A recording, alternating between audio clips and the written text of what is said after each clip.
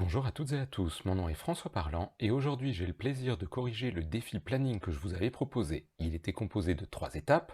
D'abord, lorsque je marque DEB quelque part et que je marque fin ailleurs, j'ai envie d'avoir une mise en couleur de tous les jours qui vont du début jusqu'à la fin. Si jamais je choisis par exemple ici de mettre magasin, je veux que la couleur change. Si par contre il s'agit d'une campagne web, évidemment la couleur change aussi. Et enfin, j'aimerais pouvoir déplier de manière à voir à chaque fois la date de début, la date de fin et le nombre de jours ouvrés qu'il y a entre ces deux dates. Nous allons donc voir les formules index, équive et sénum, nous allons appliquer des mises en forme conditionnelles et nous allons utiliser la formule NB jour ouvré. Avant de commencer, mon tableau qui n'occupe que la deuxième partie de ma feuille, je lui ai donné un nom, je l'ai appelé plan. Et maintenant, nous devons faire notre première formule qui va nous dire à quel numéro on a début ici. Donc, on devait avoir quelque chose comme 1, 2, 3, 4, 5, 6, 7. La fonction qui me permet de faire ça, c'est bien sûr équive. Égale équive. Je vais chercher quoi? Je cherche le mot DEB. Je le cherche dans quel endroit? Je vais mettre au début de ma ligne et je vais sélectionner toute la ligne. On a ici plan, arrobase, pour dire sur la même ligne dans le tableau plan. Ensuite, qu'est-ce que je vais chercher ou de quelle manière je vais le chercher? Je vais le chercher exactement. Alors hop, c'est pas ce que je voulais faire. C'est 0. Je ferme ma parenthèse, j'appuie sur Entrée et j'ai bien 7 qui me dit que DEB est à la 7e place. Maintenant, je vais faire une formule autour de mon équive pour savoir ce qu'il y a dans la ligne des en-têtes à la 7e place.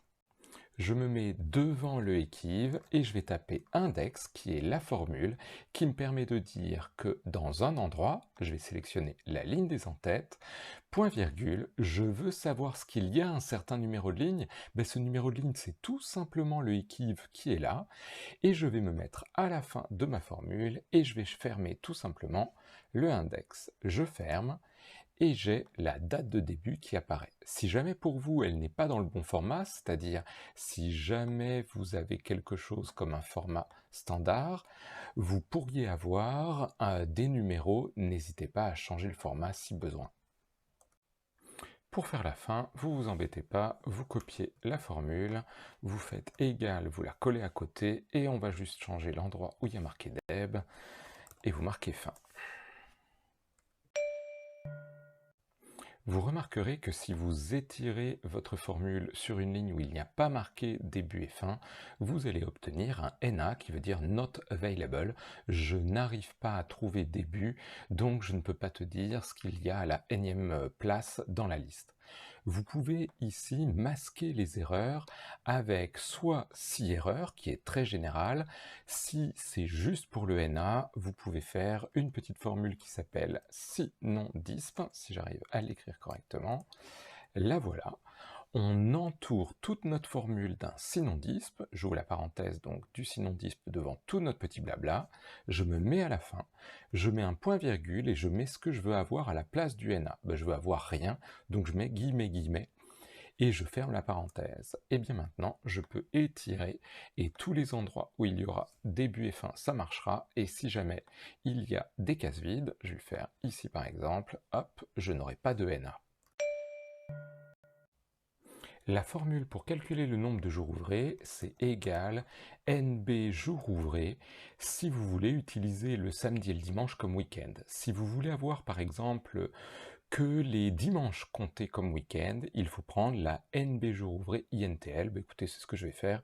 Comme ça, on aura la formule la plus compliquée. Vous pouvez prendre l'autre qui est plus simple, qui prend les samedis dimanches pour les week-ends si vous voulez. J'ai besoin de dire quelle est la date de départ, c'est celle où il y a marqué début. J'ai besoin de marquer la date de fin, c'est celle-là. J'ai besoin de dire quel est le type de week-end. Comme j'ai choisi NB jour ouvré INTL, il me propose de mettre les dimanches uniquement, et c'est le code numéro 11. Ici, je n'ai pas de liste quelque part de jours fériés ou de jours où l'entreprise n'est pas disponible, donc je vais m'arrêter là, je ferme la parenthèse, j'appuie sur Entrée, et ça me dit qu'il y en a 5. Si j'étire ma formule sur un endroit où il n'y a pas les dates, je vais obtenir une erreur. Je vais donc rajouter autour de ma formule. Cette fois, comme c'est pas un NA, j'ai pas besoin de faire un synondisme, je peux faire directement un si erreur. C'est ce que je vais faire, comme ça je vous aurai montré les deux formules les plus utilisées pour les erreurs. Je tape donc si erreur devant toute ma formule, je me mets à la fin, point virgule, et je dis ce que je veux avoir à la place de l'erreur. Je veux avoir rien, guillemets, guillemets. Je ferme la parenthèse, j'appuie sur Entrée, et maintenant, si j'étire ma formule à des endroits où il n'y a rien, eh bien je vais avoir des choses. Et vous voyez qu'il faudrait quand même que je marque les dates de fin ici. Au lieu de masquer et d'afficher ces 3 colonnes, j'aimerais bien avoir un petit bouton pour les grouper, dégrouper. Je vais sélectionner les colonnes au niveau de la feuille en entier. Donc ici, j'ai bien pris les lettres en haut. Vous voyez qu'elles sont avec un fond vert. Je vais aller dans Données. Je vais chercher le groupe d'icônes qui correspond à Plan. Pour moi, comme mon écran est un peu petit, il est replié dans un petit menu, mais peut-être que vous avez directement les icônes. Et je vais choisir Grouper. Hop, lorsque je reviens, maintenant j'ai la possibilité de grouper ces 3 colonnes ou de les dégrouper. Ce que nous voulons maintenant, c'est mettre en couleur une case lorsque le jour qui est en haut est plus grand ou égal à la date de début, et aussi plus petit ou égal à la date de fin. Et quand on sera à l'aise avec ça, on rajoutera une 3e condition, et si jamais c'est promotion, il faudra que ce soit du orange, si c'est magasin, il faudra que ce soit du violet. On a donc une série de conditions, et il faut que notre formule utilise le « et » pour avoir et une condition, et une deuxième, et peut-être tout à l'heure, et une troisième. On va faire ça dans la mise en forme conditionnelle, mais pour commencer, sélectionnons tout notre tableau en faisant un clic dans l'angle du tableau et en vérifiant bien que c'est la première cellule des données qui est un petit peu plus claire. C'est pour celle-là qu'on va faire la formule. Ma sélection est faite, je vais donc dans Accueil, Mise en forme conditionnelle, et je vais aller directement dans Nouvelles règles. Alors vous allez voir que c'est un peu petit, je vais très vite zoomer. Si vous êtes sous Mac, vous avez une première liste déroulante, choisissez Classique, et dans la deuxième, allez dans Utiliser une formule pour déterminer la couleur de la formule. Et ici, je vais aller tout simplement dans Remplissage, et on va faire un petit remplissage foncé. Et maintenant, je vais faire ma formule. Je vais donc mettre égal et j'ouvre la parenthèse. J'aimerais dire, hop, que la cellule doit être en couleur lorsque le jour, je clique sur F1, est supérieur ou égal à la date de début. Je clique ici sur ces deux, point virgule, et il y a une deuxième condition. Je voudrais que le jour soit inférieur ou égal, que je ne dise pas de bêtises, à la date de fin. Je vais mettre ici la parenthèse de finale, mais attention, je dois enlever un certain nombre de dollars. Réfléchissons bien. Le chiffre que nous avons cliqué en haut, la date, doit pouvoir se décaler vers la droite, donc il faut que ça change de colonne. Je vais enlever le dollar devant le F.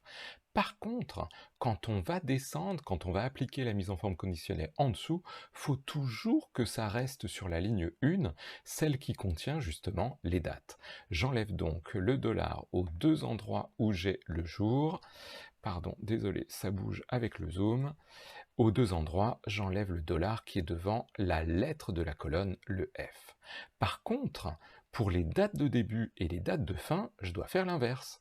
Je veux que ce soit toujours dans la colonne C et toujours dans la colonne D, mais par contre, je veux que ça change de ligne. J'enlève le dollar devant le numéro de la ligne. Et maintenant, on est bon, on peut faire OK. Lorsque vous faites OK et appliquer, vous devriez voir de la couleur qui apparaît sur les lignes. Enfin, qui apparaît, mais pas partout. Si vous avez des dates à cheval sur le premier et sur le deuxième mois, vous allez voir que cela ne fonctionne pas.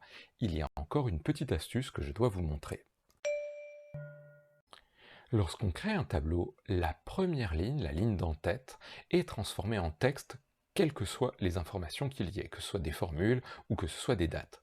Ici, nous n'avons donc pas des dates réellement, nous avons, lorsque nous utilisons une formule, un format qui est du texte. Du coup, quand on a fait notre index équive, le résultat, c'est du texte également. Il faut, pour que cela marche sur les mois d'après, me demandez pas exactement le pourquoi, je vous montre la solution, il faut que l'on convertisse dans notre formule, dans notre mise en forme conditionnelle, chacun des éléments, non plus en texte, mais en numérique, pour dire que c'est une date, et il faut qu'on utilise autour de chacune des références la formule CNUM, qui veut dire convertir en numérique. C'est parti. Je me mets dans mon tableau, je vais dans Accueil, Mise en forme conditionnelle, je ne fais pas Nouvelles règles, mais Gérer les règles. Je double-clique dans la mise en forme conditionnelle, je vais tenter un zoom, alors ça c'est toujours un peu aléatoire, on va voir ce que ça va donner. Et je vais me mettre autour de la première référence, et je vais faire CNUM, j'ouvre la parenthèse, je ferme la parenthèse juste après. Et je vais faire pareil pour chacune des références, parce que je ne sais pas exactement laquelle va nous casser les pieds, donc on le fait pour chacune. Ne vous servez jamais des flèches lorsque vous êtes ici, faites bien des clics. On le fait, allez, c'est bientôt terminé, pour chacune, de manière à ce que vous ayez la formule en bonne condition. N'oubliez pas la dernière parenthèse à bien fermer. Et maintenant, on est bon. Vous pouvez appuyer sur Entrée. Je vais peut-être tout sélectionner, comme ça je pourrais vous la remettre dans le cours tout à l'heure. J'appuie sur Entrée, je dézoome, et maintenant vous allez voir que les formules qui sont à cheval sur plusieurs mois, ou qui sont au-delà du premier mois, fonctionnent bien. Nous avons fait donc la couleur par défaut, ce sera le bleu foncé, mais j'aimerais que lorsqu'il y a marqué par exemple promotion, eh bien ce soit en orange. Comment faire? Je vais dans Accueil, Mise en forme conditionnelle, Gérer les règles. Puisqu'on a déjà une règle, je vous invite qu'on commence depuis celle-là. Donc, comment faire pour dupliquer la règle et faire le orange? C'est simple, il y a un bouton dupliquer la règle. Les Mac, vous avez peut-être un petit plus quelque part, ou je sais pas quoi. On va pouvoir dupliquer la règle et je vais pouvoir double-cliquer sur celle-là, changer la couleur, donc on va mettre du orange. Et maintenant, j'aimerais changer quelque chose là-dedans, il faut que je rajoute une condition à mon « et ». J'enlève donc la parenthèse à la fin de mon « et », je mets point-virgule pour rajouter une condition, je vais aller cliquer sur B2 et je vais dire qu'il faudra toujours que ce soit dans la colonne 2, mais pas forcément sur la même ligne, et ce sera en orange quand quoi? Lorsqu'il y aura, je fais égal, ouvrir les guillemets, promotion, je ferme les guillemets, et je remets la parenthèse finale de mon « et ». Vous pouvez faire OK. Vous pouvez faire OK à nouveau, et lorsqu'on dézoome, on s'aperçoit que les endroits où il y a marqué promotion seront bien en orange.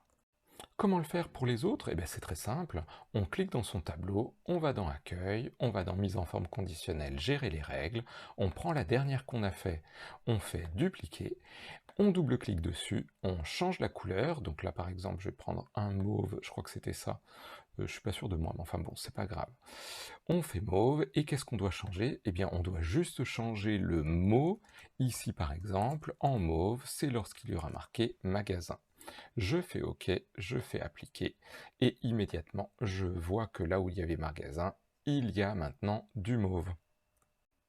Il ne vous reste plus qu'à dupliquer autant de fois que nécessaire votre formule en changeant à chaque fois juste l'intitulé et la couleur.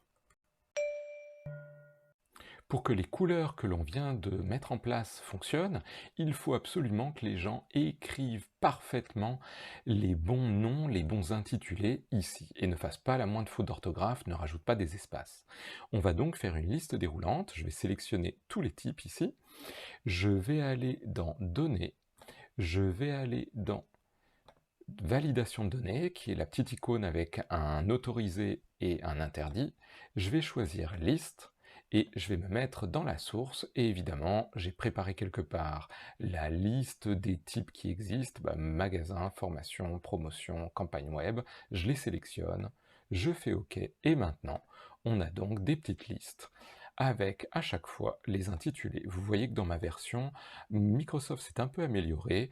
On voit lequel est sélectionné dans la liste. Évidemment, j'ai une version un peu de découvreur, donc peut-être que vous n'avez pas encore cette fonctionnalité sur votre Excel. Si vous voulez que chacun des types apparaisse avec sa propre couleur, vous embêtez pas, sélectionnez toute la colonne, vous allez dans Accueil, mise en forme conditionnelle, mais là on va pas faire une nouvelle règle, on va juste prendre ici par exemple texte qui contient, on va mettre promotion, et on va dire qu'on voudrait quelque chose, par exemple avec une police orange, donc je vais mettre la police, tiens, ici, et je vais prendre du orange, ok, et nous allons avoir maintenant du orange qui apparaît. Et si vous voulez en faire d'autres, vous recommencez pour magasin, formation et campagne web avec leurs propres couleurs. Et bien voilà, je vous remets en haut la superbe formule que vous avez faite dans la mise en forme conditionnelle tout à l'heure pour les promotions en orange. J'espère que ceci vous a plu. Bonne continuation, à bientôt, au revoir.